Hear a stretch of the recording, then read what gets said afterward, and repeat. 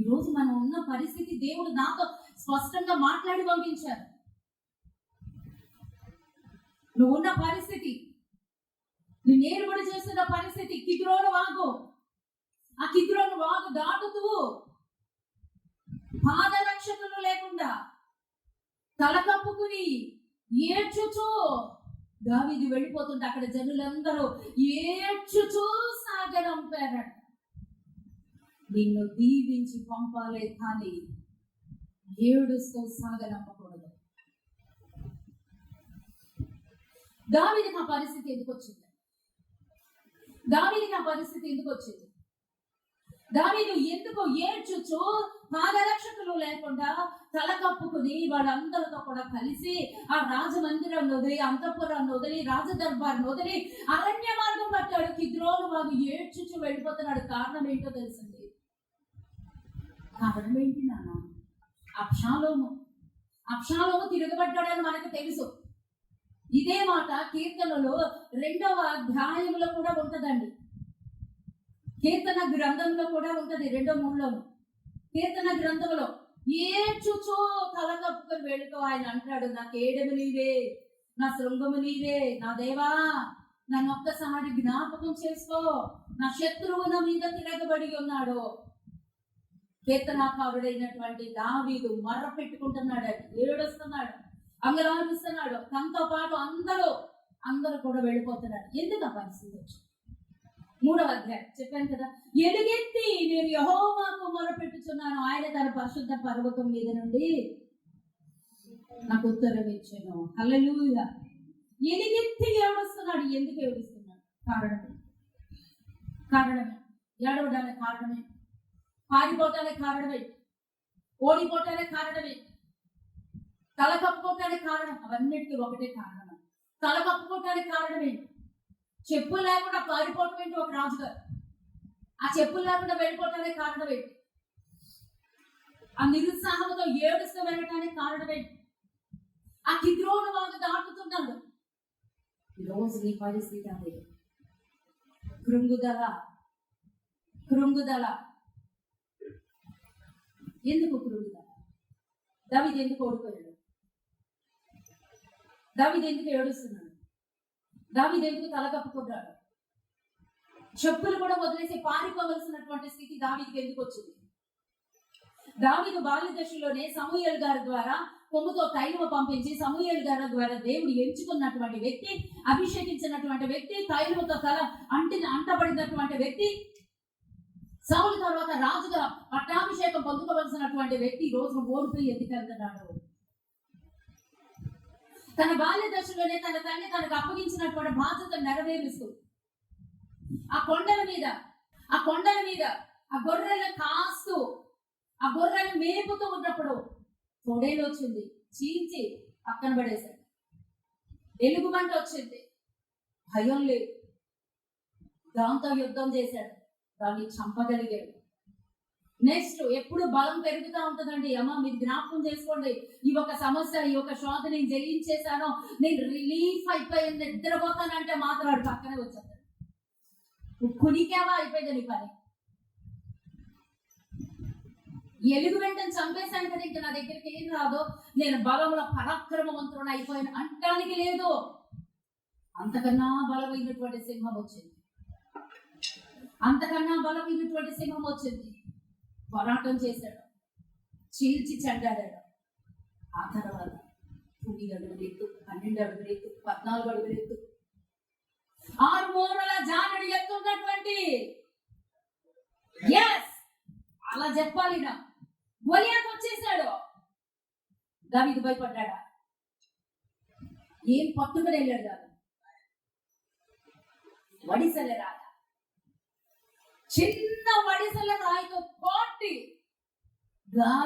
గొలియాతుని మట్టి కనిపించాడు. కానీ తర్వాత ఎవరు తిరగబడ్డారండి? దావీదుకు 10,000, సౌలుకి 1000 స్తోత్ర గానాలు చెల్లించినప్పుడు దావీదు 10,000 మందిని చంపినాడు. సౌలు 1,000 మందిగా స్తోత్రాలు కలుగులుగా. కానీ వాడు స్తుతించినప్పుడు, ఆరాధించినప్పుడు, గణపరిచినప్పుడు, హెచ్చించినప్పుడు ఆయనలో ఈర్ష మొదలైంది. తరమడం ప్రారంభించాడు. తరుముతున్నాడు. ఆ తరుముతూ ఉన్నప్పుడు దావీదు తిరగబడ్డదండి. దాన్ని జ్ఞాపకం చేసుకున్నాను. వాక్యం చదువుతూ ఉండండి, పైకి వాక్యం ధ్యానిస్తూ ఉండండి. మనం తప్పిపోయినప్పుడు అది సరి చేసేస్తుంది. సౌలు మీదకి దావీదు తిరగబడలేదు. కారణం ఏంటో తెలుసండి? తన మామగారనా కాదండి, రాజనా కాదండి. వెరీ గుడ్, హల్లెలూయా.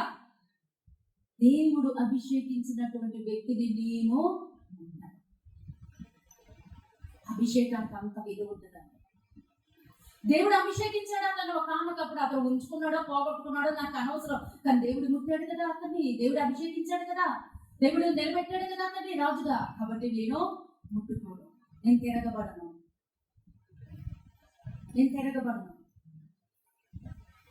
అని అభిషేకం పొందినటువంటి ఆ వ్యక్తిని చూసి అతను ఉంచుకున్న అభిషేకంలో ఉన్నా కోల్పోయినా అతని నుంచి పారిపోయాడు. కానీ తిరగబడలేదు. కానీ ఈ రోజు ఏడ్చుకుంటూ తల కప్పుకొని పాదరక్షకులు లేకుండా పారిపోతున్నాడు. ఎవరి దగ్గర నుంచి పారిపోతున్నాడు అంటే తన సొంత కుమారుడైనటువంటి అబ్షాలోము దగ్గర నుంచి ఎందుకో పారిపోతున్నాడు అంటే కత్తి పట్టలేడు, తిరగబడలేడు, శపించలేడు, ప్రార్థన కూడా చేయలేడండి. ఎందుకో తెలుసన్నా? కన్నబిడ్డ, కన్న పేరు, కన్న బంధు, రక్తబలు తిరగబడలేకపోతున్నాడు. కత్తి పట్టుకుంటే మెడకలు తెగిపోతాయండి. అంత శక్తివంతుడు. ఆ పక్కనే వాక్యంలో ఉంటుందండి. ఆ పక్కనే ఉంటుందండి. ఏముందో తెలుసు? నీ తండ్రియు అతని పక్షమున ఉన్న వారు అందరూ మహాబలాఢ్యులనియు అడవిలో పిల్లలను పోగొట్టుకున్న ఎలుగుబంట్లు ఎటువంటి వారే రేగిన మనస్సుతో ఉన్నారనియు నీకు తెలియను. మరియు నీ తండ్రి యుద్ధమందు ప్రవీణుడు, అతడు జనులతో కూడా బస చేయుడు. అతడేదో ఒక గుహయందు మరి ఏ స్థలం ఉందో దాగియుండునో. నీ తండ్రి దగ్గర ఉన్నవారు అందరూ బలాఢ్యులు, అతని పక్షపు వారు ధైర్యవంతులనియు ఇశ్రాయేలీయులందరూ ఎరుగుదురు గనుక సింహపు గుండె వంటి గుండె గలవారు. ఇదెవరండి? సింహపు గుండె వంటి గుండె గలవాడండి. దాని ఆ గుండె ఏమైంది ఈరోజు? ఆ గుండె ఏమవుతుంది ఈరోజు? బలాఢ్యుడు ఏమయ్యాడు ఈరోజు? కత్తి పట్టుకోలేకపోతున్నాడు, ప్రార్థన చేయలేకపోతున్నాడు, తిరగబడలేకపోతున్నాడు. కారుడు తన కొడుకుకి ఎదురలేకపోతున్నాడు. కత్తి పట్టుకుంటే దేనికి పనికిరాడు. అంశాలు పారిపోతున్నాడు, ఏడుస్తున్నాడు. దేవుడికి అప్పగించుకున్నాడు, ఏడుస్తున్నాడు. అసలు అంత జరగడానికి గల కారణం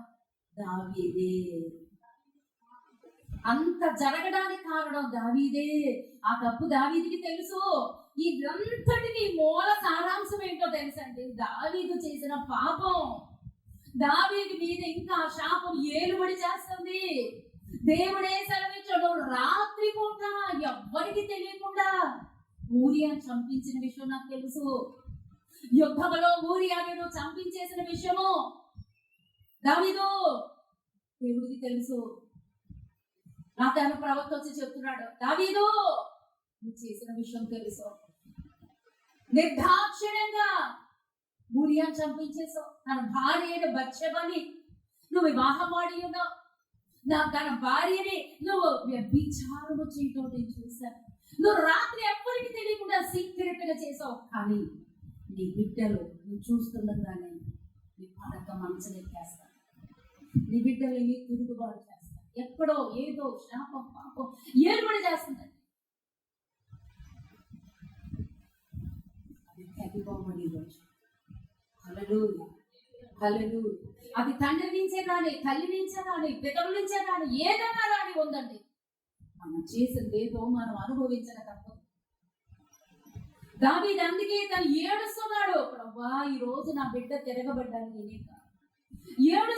ఏడుస్తున్నాడు తల కప్పుకుని ఏడ్చుకుంటూ, పాదరక్షలు లేకుండా ఆ కిద్రోను వాగు దాటి వెళ్ళిపోతున్నాడు అని దేవుడు అడుగుతున్నాడు. ఆయన దావీదు పొలంలో నుంచి బయటకు వచ్చేస్తున్నప్పుడు ఆ మందసాన్ని కూడా తెచ్చేసాడు. తర్వాత అన్నాడు, వద్దు మందసం నేను ఎక్కడ ఉంటే అక్కడ ఉండకూడదు, మందసం అక్కడే ఉండదు. దేవుడు ఒకవేళ నన్ను కరుణించి నన్ను క్షమిస్తే మరలా నన్ను ఇక్కడికి రప్పిస్తాడు, మరలా నేను ఇక్కడికి వస్తాను అని మందసాన్ని వెనక్కి పంపించేశాడండి. మందసాన్ని దేవుడి యొక్క ఆ గుడారంలోనే పెట్టేసి ఏడుస్తున్నాడు అండి. వెళ్ళిపోతున్నాడు. అరణ్యంలోంచి దాటుకుంటూ వెళ్ళిపోతున్నాడు. ఆ కిద్రోను వాగు దాటుకుంటూ వెళ్ళిపోతున్నాడు. ఆ దాటగా ఎక్కడికి వెళ్ళిపోయాడో తెలుసా? 30 అయితే దావీదు ఒలీవ చెట్ల కొండ ఎక్కచ్చు, ఏడ్చుచు, తలకప్పుకొని, పాదరక్షకులు లేకుండా కాలినడకలు వెళ్ళాడు. అతని యొద్ద ఉన్న జనులందరూ తలకప్పుకొని ఏడ్చుచు కొండ ఎక్కారు. అందులో ఒకడు వచ్చి, అబ్షాలోము చేసిన కుట్రలో అహీతోపెలు చేరి ఉన్నాడని దావీదునకు తెలియ చెప్పానా. ఇది మూలవాక్యం. పెన్నులు ఎంతమంది తెచ్చుకున్నారు? ఆ మాట ఏంటో పట్టుకోవాలి. అహీతోపెలు యొక్క ఆలోచనలు ఎవరు చేరారు?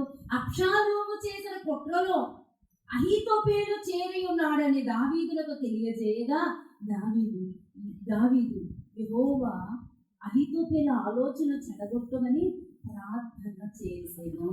ఆ తండ్రి దేవుడు నాతో మాట్లాడినమాట. ఈ రోజున అనేక మంది తల్లిదండ్రులు హృదయము బద్దలై ఉంది.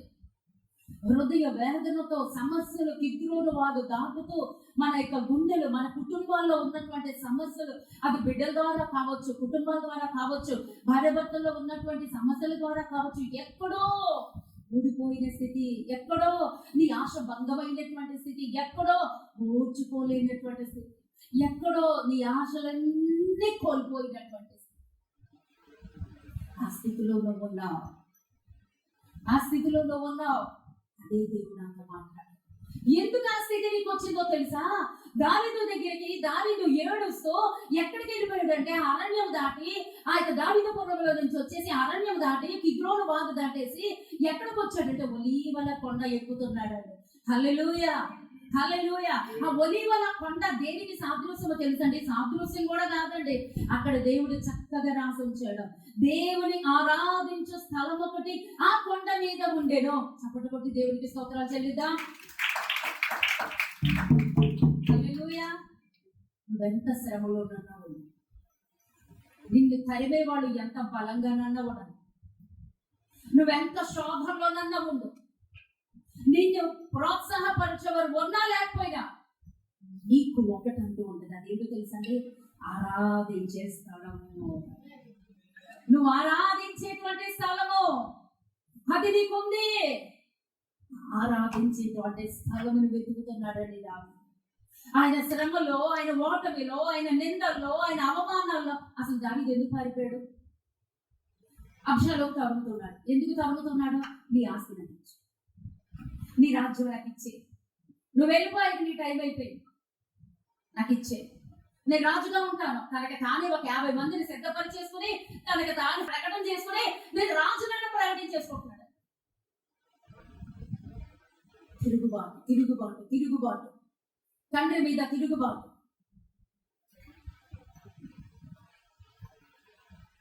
తనకి తానే రాజుగా ప్రకటించేసుకున్నాడు, రాజ్యం లాగేసుకున్నాడు. పారిపోతున్న, ఓడిపోతున్నటువంటి సమయంలో, ఏడుస్తున్న సమయంలో, కిద్రోను వాగు దాటుతున్న సమయంలో ఆయన ఏం వెతుకుతున్నాడో తెలుసండి? అరణ్యాల గుండా వచ్చేసాడు. అరణ్యం వచ్చి కిద్రోను వాగు దాటి, కిద్రోను వాగు నుంచి ఎక్కడ వెళ్ళిపోతున్నాడు అంటే ఒలీవల కొండకు వెళ్ళిపోతున్నాడు. ఎందుకు కొండ ఎక్కుతున్నాడు? ఆ సమస్యలో కొండ ఎందుకు ఎక్కుతున్నాడు అంటే అక్కడ ఆరాధించే స్థలం ఒకటి ఉంది. హల్లెలూయా. ఆరాధన స్థలం ఏంటో చెప్పనా అండి? మందిరం. ఎక్కడా లేని సంతోషం ఎక్కడ ఉంటుంది, ఎక్కడా లేని సమాధానం ఎక్కడ ఉంటుంది, ఎక్కడా లేనటువంటి నిరీక్షణ ఎక్కడ ఉంటుందండి. అది మాత్రం మీరు కోల్పోవద్దు.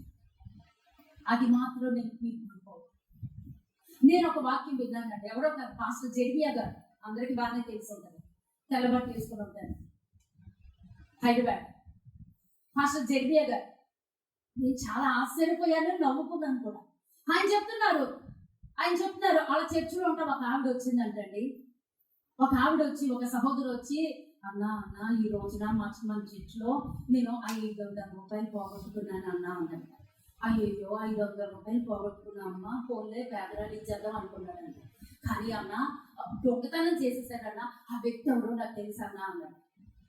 దొంగతనం చేశాడా? ఎవరమ్మా? మన చర్చిలోనా? ఎవరమ్మా అంటే, అన్న నేను చూశాను అన్న వాడిని, అని నేను చూసాను, నేను గుర్తుపడతానన్నా అంటే, అమ్మ ఎవరు గుర్తుపడుతున్నాను. తీరా వీళ్ళిద్దరు మాట్లాడుకునే టైంలో ఆడాటే అవుతున్నాడంట. చెరపిల్లు ఆడాటే అవుతున్నాడు. సరే అని చెప్పి అన్నా నాకు కొద్దిగా ఆడాను, పక్క పలసుకుంటాడు కదా, ఆడే అన్న నా దాని నుంచి 500 తీసేయడం నేను చూసాను అన్న అన్నాడంట. అవునా అని చెప్పేసి ఆమెను పంపించేసి సరే అమ్మా నేను మాట్లాడతాను, నువ్వు కామ్ చేయి, నువ్వేమి అనద్దు, గొడవ పెట్టద్దు, నేను చూసుకుంటాను, నువ్వు వెళ్ళిపో అన్నాడు. సరే ఈ జెర్మియా పాస్టర్ గారు వాళ్ళ ఇంటికి వెళ్ళారంట. వాళ్ళ ఇంటికి వెళ్ళిన తర్వాత వాళ్ళ అమ్మ నాన్న ఎక్కడికో వెళ్ళారంట. వాళ్ళ అమ్మ నాన్న పంపించేసారు, అయిపోయింది. ఆ పిల్లగాడు ఒక్కడే ఉన్నాడు, ఆడితో మాట్లాడుతున్నాడంట. ఓరే నీకు ఒక్క మాట చెప్తాను అని మాట వింటాను. చెప్పన్నా వింటానన్నా అన్నాడు. అయితే అదే కాదరా, ఒక ఆంటీ ఇలాగా ఒక అక్క కంప్లైంట్ చేశాను నేను, ఇలా నువ్వు 500 కాగితం మీద చర్చి షార్ట్ కట్ లో చెప్పేస్తా, టైం అవుతుంది, నువ్వు 500 తీసేసావంట, మరి ఆ దొంగతనం చేసావంట కదా, మరి నిజమేనా అంట. అన్నా నీ వాక్యం వింటా కూడా నేనెంత తప్పు ఎలా చేస్తానని నీవు అనుకున్నావన్నా? నువ్వు ఎలాంటివి, నువ్వు ఎలాంటి వాక్యం చెప్తావు? మన మందిరం ఎలాంటిది, మనం ఎలాంటి వాడు, నువ్వు నన్ను అడుగుతావా అన్నా? నేను కాదన్నా, నువ్వు శక్తివంతుడివి, నీ దగ్గర ఉండి నేను దొంగతనం చేస్తానా? జరగదన్నా. అది కాదురా, ఆమె అడుగుతుందిరా, స్పష్టంగా నువ్వే అని చెప్తుందిరా అంటే, అన్నా నీ దగ్గర ఉన్నవాడు ఎప్పుడు తప్పు చేయరన్నా అన్నాడు. ఖచ్చితంగా చెప్తున్నాడు, ఆవిడేమో అంత ఖచ్చితంగా చెప్తుంది, ఏం చెయ్యాలా అని చెప్పి శుభ్రంగా ఆడ తీసుకుని ఒక అరణ్యం లాంటి దాంట్లోకి వెళ్ళిపోయాడంట.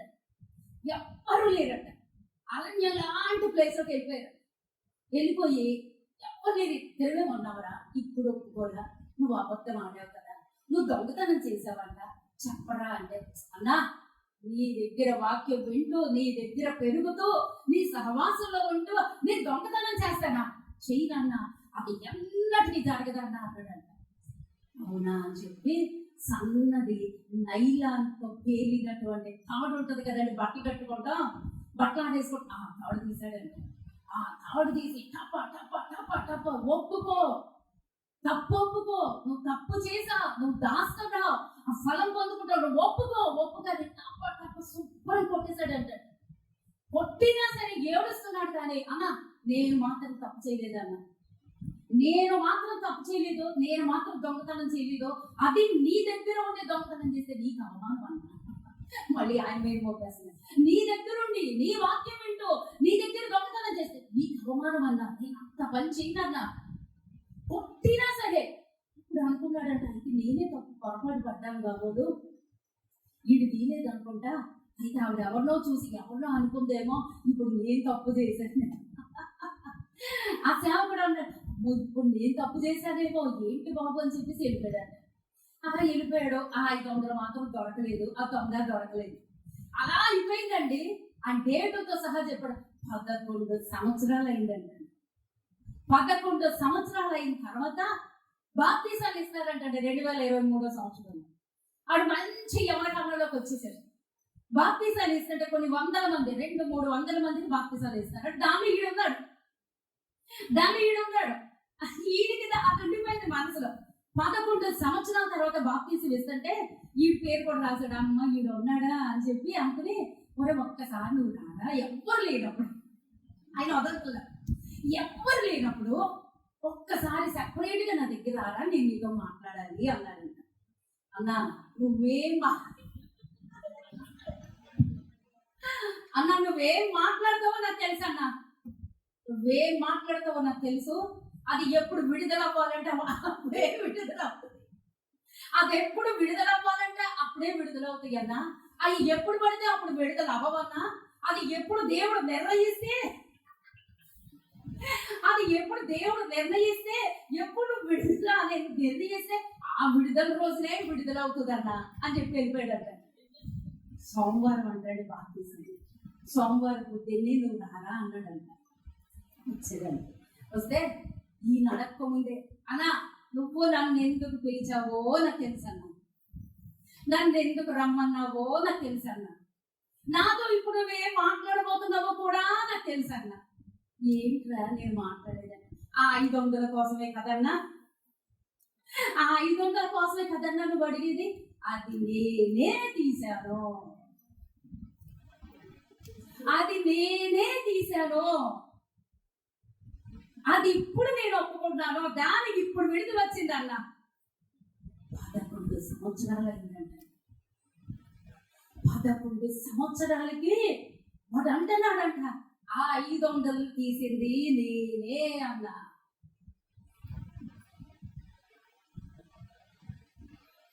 పొరపాటు చేసింది కూడా నేనే, ఇప్పుడు ఒప్పుకుంటున్నాను అన్న, దానికి ఇప్పుడు వచ్చిందన్నా విడుదల. కొన్ని అలాగే ఉంటాయండి, కొన్ని అలాగే ఉంటాయి. ఎంత కాలము దాచిపెడితే అది ఆ నేరము, ఆ పాపము అది మన మీద ఏలుబడి చేస్తూ ఉంటుందండి. దాన్ని ఒప్పుకొని విడిచిపెట్టాలి. దేవుడు కోరుకునేది అదే. నువ్వు ఒప్పుకో, నువ్వు ఆ తప్పులో ఉన్నావని దేవుడికి తెలుసు, నీకు తెలుసు. మన హృదయాన్ని ఎవ్వరూ మోసపరచలేరండి. అతిక్రమములు దాచిపెట్టువాడు వర్ధిల్లడు. నీ వర్ధిల్లడానికి, నీ ఆశీర్వాదానికి ఆ ఒక్క తప్పే ఆటంకం. మనకు తెలుసండి, యాకోబు గారు కూడా ఆదికాండం 40 అధ్యాయంలో, ఆ 32వ అధ్యాయంలో యాకోబు గారు కూడా అంటాడు, 21 సంవత్సరాల తర్వాత దేవుడు అదే అడిగాడు. 21 సంవత్సరాల తర్వాత తండ్రిని మోసగించినప్పుడు ఏశావుని అబద్ధం ఆడాడు, ఆశీర్వాదం పొందేసుకుంటాడు. దేవుడు అదే, రోజుని ఏ తప్పిదము మనలో దాచిపెట్టబడిందో అది దేవుడి దగ్గర ఒప్పుకుందాం. రేపు 21 రోజుల్లో చేసేది సానబట్టేది ఏంటో తెలుసండి? ఒప్పుకోలు ఒప్పుకోలు ఒప్పుకోలు పాపక్షమాపణ, అంతే. ముందు మనం ఒప్పుకుంటే, మనం సిద్ధపడితే ఏదో పొందేసుకోవడం కాదండి. ముందు ఒప్పుకో, శుద్ధీకరించబడు. మన మీద ఉన్న పాపాలు, శాపాలు, బంధకాలు, కట్లు ఇవన్నీ తిరగబడాలి. ఏడుస్తున్నాడు, ఏం చేస్తున్నాడు? ఒప్పుకుంటున్నాడు. అబ్బా, ఈ రోజు నా బిడ్డ తిరగబడ్డానికి కారణం నేనే, రాజ్యం కోల్పోవటానికి కారణం నేనే, నాతో ఉన్నటువంటి పరివారం అంతా ఈ రోజున చెప్పులు లేకుండా, అయ్యా నా తండ్రి ఆ జోడు లేకుండా వస్తున్న కారణం నేనే, ఆ తల కప్పుకుంటూ ఏడవడానికి కారణం నేనే, నేను తప్పు చేశాను. దావీదు ఎప్పుడు కూడానండి, దావీదులో ఉన్న మంచి హృదయం ఏంటో తెలుసని గడగడ వణికిపోతాడండి. మానవ మాతృడిగా చిన్న చిన్నగా పొరపాట్లు చేయొచ్చేమో, కానీ ఆ రోజు బత్షెబతో పాపం చేసినప్పుడు నాతాను ప్రవక్త వస్తే, నాతాను ప్రవక్త గొర్రె పిల్లని పెట్టి అక్కడ ఎగ్జాంపుల్ గా మాట్లాడినప్పుడు ఆ గొర్రె పిల్లని తీసుకున్న వాడి మీద ఇవే ఒక పేదవాడు ఉన్నాడు, ఒకే ఒక గొర్రె పిల్ల ఉంది, 100 గొర్రెలు వాడు ఉన్నాడు. వాడి ఇంట్లో అవసరమైనప్పుడు 7 గొర్రె పిల్ల తీసుకెళ్ళి చంపేశాడంటే వాడు ఖచ్చితంగా చచ్చునుగా అన్నాడు. అప్పుడు నాతాను ప్రవక్త అంటున్నాడు, ఆ వ్యక్తివి నువ్వే. ఆ పేదవాడి గొర్రె పిల్ల ఎవరు అంటే ఆ బత్షెబ.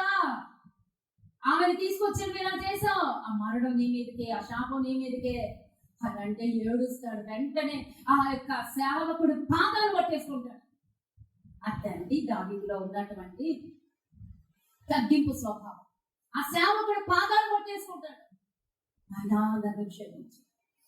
నాతాను ఎవరండి? సామాన్య మానవుడు, ప్రవక్తే కావచ్చు, ఒక మానవుడు. కానీ దావీదు ఎవరండి?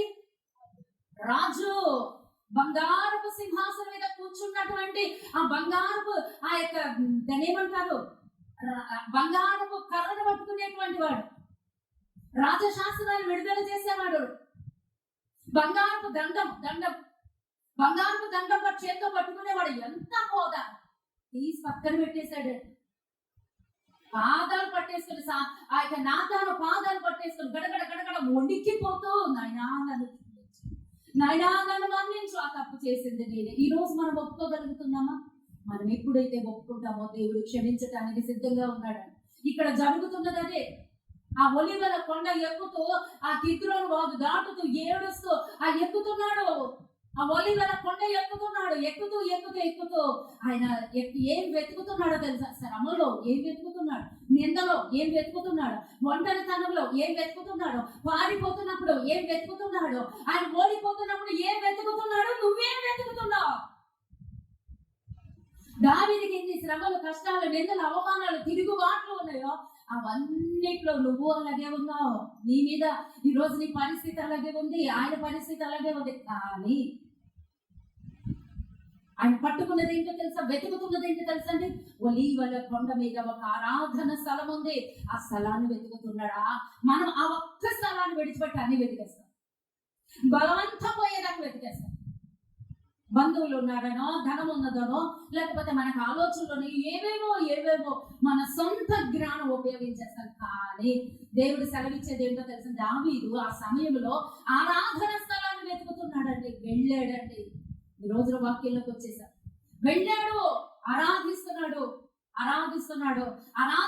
కొండ ఎక్కేసరికి ఒక్క మాట తెలిసింది. ఏంటో తెలుసా? పరుగున అక్కడ ఉన్నటువంటి వ్యక్తి వచ్చి అంటాడు కదా, అయ్యా పాదరక్షకులు లేకుండా వెళుతున్నటువంటి ఆ యొక్క దావీదు దగ్గరికి వచ్చేసి ఆ వ్యక్తి అంటున్నాడు కదా, అయ్యా ఒక్కటి జరిగింది. ఏంటో తెలుసా? అబ్షాలోము చేసిన కుట్రలో ఒక వ్యక్తి ఉన్నాడు. ఎవరమ్మా? అహీతోపేలు. అబ్షాలోము చేసినటువంటి కుట్రలో అహీతోపేలు చేరిపోయాడు. ఎప్పుడైతే అనుకుంటుంది వాక్యం, జాగ్రత్త, ఇదే మూలవాక్యం పట్టు. ఎప్పుడైతే అబ్షాలోముతో అహీతోపెలు చేరాడు అన్నాడు, దావీదు వణికిపోయాడు. దావీదు గడగడ వణికిపోతున్నాడు. దావీదు ఏడుస్తున్నాడు. దావీదు ప్రార్థన చేస్తున్నాడు. దావీదు దేవుడి దగ్గర మొరపెడుతున్నాడు. దావీదు దేవుడి యొక్క సహాయం కోరుకుంటున్నాడు. అహీతోపెలు ఆ యొక్క అబ్షాలోముతో చేరాడు అనగానే భయపడిపోతున్నాడు అన్న. ఎవరమ్మా ఈ అహీతోపెలు? ఎవరు? అయ్యా, అహీతోపెలు ఎవరు? అహీతోపెలు ఎవరు అంటే దావీదు దగ్గర మంచి ఆలోచనకర్త. అతని ఆలోచనలకి, అతని ఏదైనా సలహాదారుడు. అతను ఇచ్చినటువంటి సలహాలకి, అతను ఇచ్చినటువంటి ప్లాన్స్ కి, ఆలోచనలకి తిరుగుండదండి. కొట్టాడంటే సింహ కుంభస్థలం పగలాల్సిందే. అంత ఆలోచన పరుడు. అతను ఏదన్నా ప్లాన్ చేశాడంటే సక్సెస్.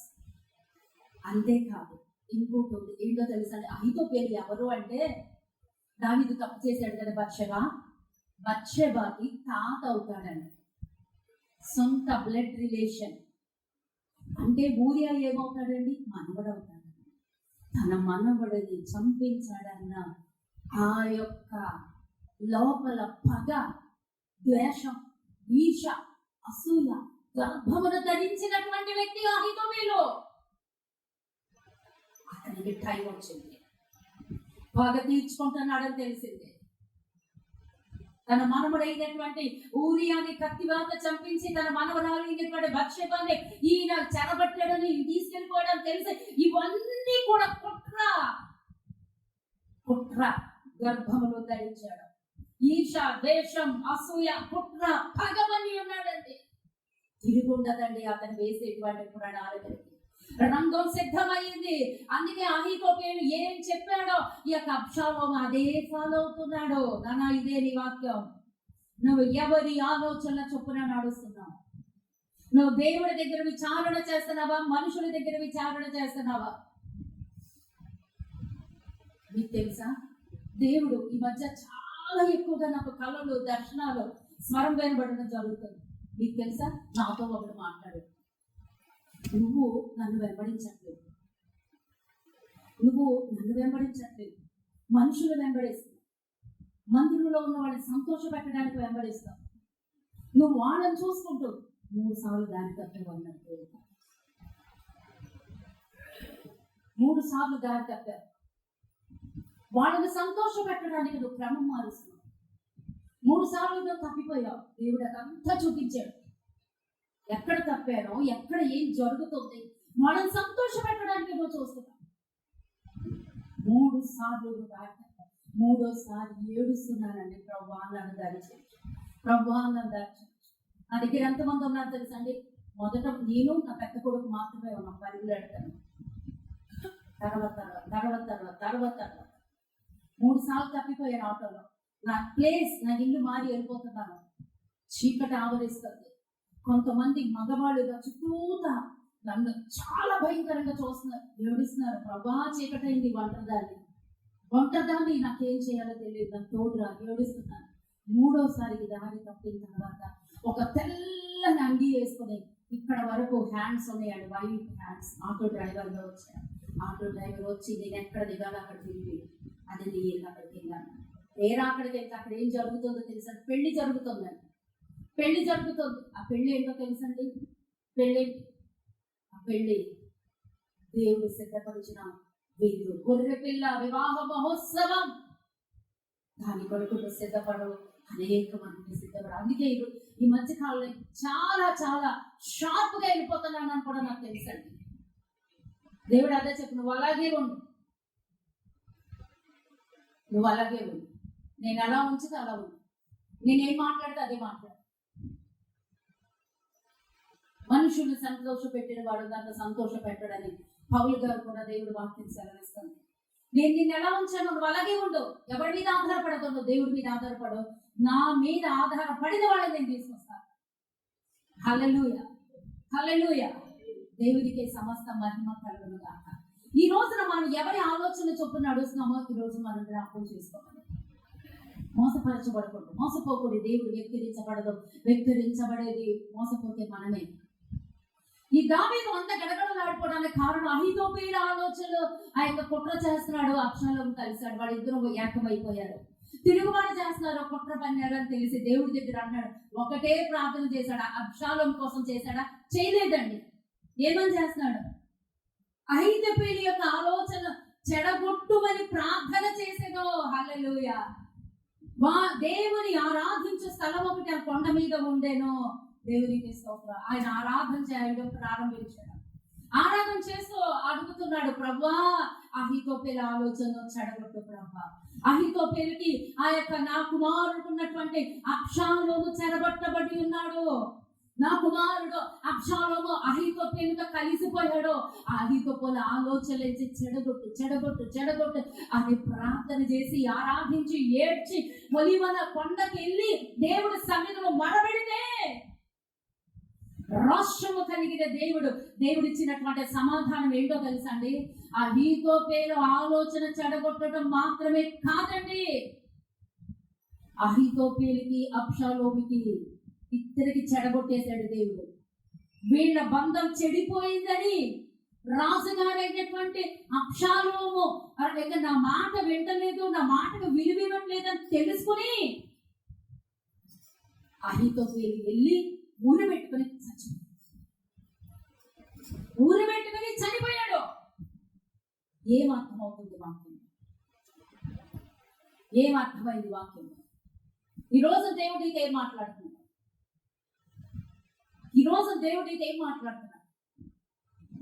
ఇదే కిద్రోను వాకు యోహాను సువార్త 19వ అధ్యాయం 18వ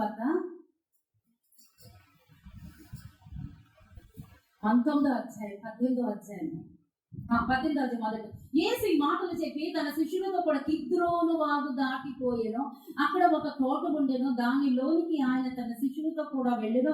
యేసు తన శిష్యులతో కూడా పలుమార్లు అక్కడికి వెళ్ళుచుండెను గనుక ఆయనను అప్పగించి యూదాకును ఆ స్థలము తెలిసి ఉండన కావున యూద సైనికులను ప్రధాన యాజకులను పరిచయులను బంట్రోతులను వెంట పెట్టుకుని దివిటీలతోనూ దీపములతోనూ ఆయుధములతోనూ అక్కడికి వచ్చి యేసు తనకు బంధించాను. హల్లెలూయా, హల్లెలూయా, హల్లెలూయా. ఇదే కిద్రోను వాకు ఆ రోజు యేసుని కూడా దుఃఖముతో వేదనతో దాటుతున్నాడు. ఎందుకు? పెంచి ఆత్మీయంగా పెంచినటువంటి ఇస్కరియోతు యోధ తనను పట్టించడానికి దావీదు ఆ రోజు ఏ స్థితిలో ఉన్నాడో కొత్త నిబంధనలో యేసయ్య కూడా కిద్రోను వారు అలాగే దాటాడు. ఈ రోజు నీవు కూడా, అది నీ కుటుంబ సమస్య కావచ్చు, నీ కుటుంబంలో తిరుగుబాటు కావచ్చు, నీ కుటుంబంలో ఏదో నిన్ను బంధించినట్టు బాధ పెట్టినటువంటి పరిస్థితి, ఆ కిద్రోను వాగును మీరు దాటుతున్నావు. కిద్రోను అని అర్థం ఏంటో తెలుసండి? కిద్రోను అంటే అర్థం ఏంటన్నా? చీకటి. కిద్రోను అంటే చీకటి, పారిపోవుట. అటువంటి పరిస్థితిలో ఆనాడు దావీదు గారు ఉన్నారు, యేసయ్య ఉన్నాడు. మూలవాక్యం మనకు తెలుసు. అహీతోపేలు ఆలోచన చెడగొట్టు. ఈరోజు వాక్యం ఏంటండి? అహీతోపేలు ఆలోచన చెడగొట్టు. ఈరోజు మన బిడ్డలు కావచ్చమ్మా, మన కుటుంబ వ్యవస్థ కావచ్చు, మన భర్త కావచ్చు, లేదా భార్యలు కావచ్చు, వాళ్ళని ఏలుబడి చేస్తున్న వాడు ఈ అవ్వడు, నువ్వు ఆడి యొక్క శిరస్సు బద్దలు కొట్టాలంటున్నాడు. ఆడ ఆలోచన చెడగొట్టడం మాత్రమే కాదు, అబ్షాలోము చూడండి, అబ్షాలోము కుమారుడు, అబ్షాలోము మంచోడు, అబ్షాలోముని చెడగొట్టింది అహీతోపేలు. అహీతోపేలు సాతాను నీ కుటుంబాన్ని ఏలుచున్నవాడు, నీ కుటుంబాన్ని గలిబిలి చేయించున్నవాడు, నీ భర్తని స్వాధీనపరుచుకున్నవాడు, నీ బిడ్డని స్వాధీనపరుచుకొని ఏలుబడి చేయించున్నవాడు ఎవడో తెలుసా? అహీతోపేలు. ఇప్పుడు నీకు వాడితో యుద్ధం ఉంది, పోరాటం ఉంది. నువ్వు ప్రార్థన చేయి. దావీదుకి నేను ఏ సమాధానం ఇచ్చానో అదే సమాధానం నీకు ఇస్తానంటున్నాడు దేవుడు. హల్లెలూయా, హల్లెలూయా. పోయిన వారం వాక్యం ఏంటి? ఆడు సింహము తన బిడ్డను కోల్పోయిందని, తన ఆశ భంగం అయిపోయిందని, తన మిగిలినటువంటి బిడ్డని కోకమ సింహంలాగా పెంచింది. ఈ రోజు వాక్యం ఏంటి? అహీతోపేలు ఆలోచన చెడగొట్టుము అని ప్రార్థన చేశాడు. అహీతోపేలు ఆలోచన చెడగొట్టాలి అనేసి అంటే ఈ రోజు దేవుడు నీతో ఏం మాట్లాడుతున్నాడు? నువ్వు ప్రార్థన చేయి. అహీతోపేలు ఆలోచన కాదు కదా, సంపూర్ణంగా వాడి యొక్క ఏ మాత్రం నామరూపం లేకుండా విడిచిపెట్టబడబోతుంది.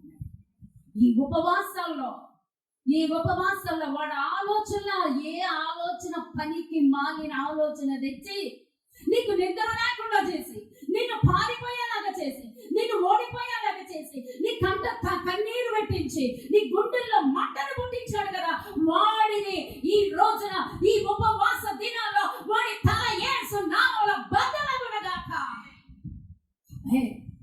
అటువంటి రోషముతో ఈ రోజు నిన్ను నింపబోతున్నాడు. ఇదే దేవుడు సంఘానికి ఇస్తున్నటువంటి పిలుపు. అహీతోపేలు గురించి దావీదు మొరపెట్టినప్పుడు అసలు దావీదు జీవితంలో నుంచి అహీతోపేలు కూడా చేసేసాడు. ఆ రోషము కలిగిన దేవుడు ఈ సెలవిచ్చేది ఏంటో తెలుసా? ఆరాధన స్థలం ఒకటి ఉందని వెళ్ళి ప్రార్థన చేశాడు. ప్రార్థన చేయి, నువ్వు ఉపవాసం చేయి, నువ్వు నడుం బిగించు, పట్టుదలగా ప్రార్థన చేయి. నీ కుటుంబాన్ని ఎవడో ఇంకా ఏలుబడి చెయ్యడు. నీ కుటుంబాన్ని ఎవడు నాశనం చెయ్య ప్రయత్నించడు. వాడి ప్రయత్నాలన్నీ యేసు నామములో విఫలమైపోవును గాక, యేసు నామములో లయమైపోవును గాక, యేసు నామములో వాడి తల బద్దలగును గాక. ఆ రోషాన్ని, ఆ పౌరుషాన్ని ఈ రోజు నిన్ను నింపుతున్నాడు. చివరికి జరిగింది ఏంటో తెలుసా? అదే ఒలీవల కొండ మీద ఉండి ఆరాధన చేస్తుంటే అహీతోపేలు ఉరివేసుకొని చచ్చిపోయాడు. ఆ చనిపోయిన అనంతరం కబురు వచ్చింది ఏంటో తెలుసా? అబ్షాలోము పారిపోయాడు. నీకు రాజసింహాసనం సిద్ధంగా ఉంది. హల్లెలూయా. నీ జీవితంలో నుంచి ఎప్పుడైతే అహీతోపేలు వెళ్ళిపోతాడో సింహాసనం కాసుకుని ఉంది. అహీతోపేలు అక్కడే ఉంచి నాకు ఉద్యోగం ఇచ్చే, నా పెళ్లి చేసే, నా బిడ్డను దీవించే, నా భర్తను మార్చే, నాకు వచ్చే ఇచ్చే అంటే ఈడు అడ్డుపడుతున్నాడు. ఆడు తొలగించుకో, ఆడితో యుద్ధం చేయి. ఆడు నీ జీవితం నుంచి వెళ్ళిపోవాలి. అహీతోపేలు అనేటువంటి శత్రువు నీ జీవితం నుంచి వెళ్ళిపోతే సింహాసనం దేవుడు రెడీ చేసి వచ్చాడు. ఏం జరుగుతుందో ఆ ప్రణాళికని గట్టిగా పట్టుకో. ఆడు అహీతోపేలు వెళ్ళిపోయాడు, సింహాసనం ఖాళీ అయిపోయింది. దావీదు ఉన్న పాటున ఒలీవల కొండ మీద నుంచి రాజసింహాసనకు వెళ్ళిపోయాడు. నీకు ఇచ్చిన సింహాసనం, నీకు ఇచ్చిన ఆశీర్వాదం, నీకు ఇచ్చిన తలాంతులు, నీకు ఇచ్చినటువంటి దేవుని యొక్క బహుమానాలు సిద్ధంగా ఉన్నాయి. నీ కొరకు దేవుడు సిద్ధపరిచిన సింహాసనం సిద్ధంగా ఉంది.